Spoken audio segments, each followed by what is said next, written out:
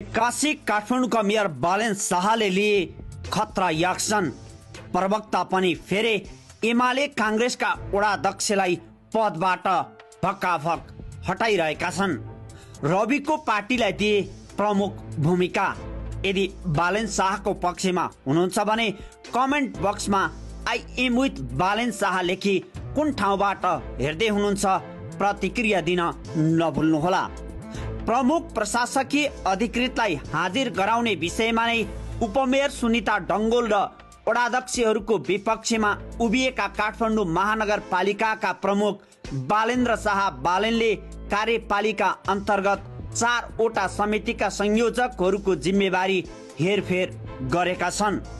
नगर कार्यपालिका कार्य सम्पादन नियमावली 2074 को नियम 15 बमोजिम गठन भएको समितिका 4 संयोजकलाई जिम्मेवारीबाट हटाएर उनले उपनियम 1 बमोजिम नयाँ संयोजक तोकेको महानगरले जनाएको छ।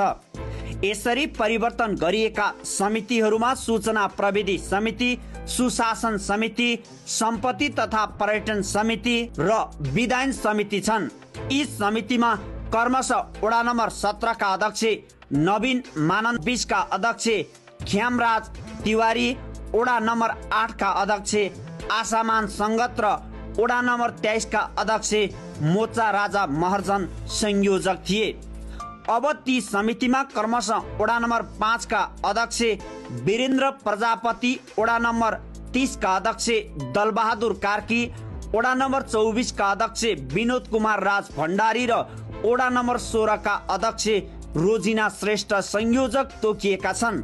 संयोजकबाट हटाइएका वडा अध्यक्षहरू प्रमुख प्रशासकीय अधिकृत सरोज गुरागाईलाई महानगरमा हाजिर गराउन सक्रिय रूपमा लागेका थिए।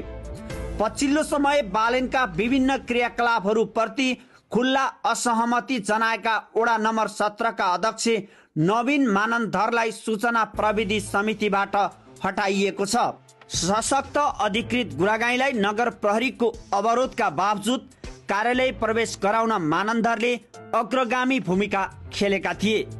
नवीनको ठाउँमा वडा नम्बर 5 का वडाध्यक्ष वीरेन्द्र प्रजापतिलाई सूचना प्रविधि समिति संयोजक तथा प्रवक्ता बनाइएको छ। यस्तै वडा नम्बर 26 का अध्यक्ष ख्याम राजा तिवारी, वडा नम्बर 8 का अध्यक्ष आसमान संगत र वडा नम्बर 23 का अध्यक्ष मोचा राजा महर्जनलाई क्रमशः सुशासन समिति, सम्पदा तथा पर्यटन समिति र विधायन समितिबाट हटाइएको छ।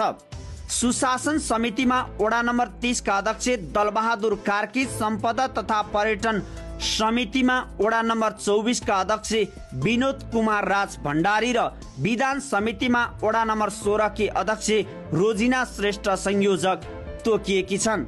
यसैबीच काठमाडौँ महानगरले 25 वर्षपछि नक्साल हिटीमा पानीको पुनः प्रवाह स्थापित गराएको छ।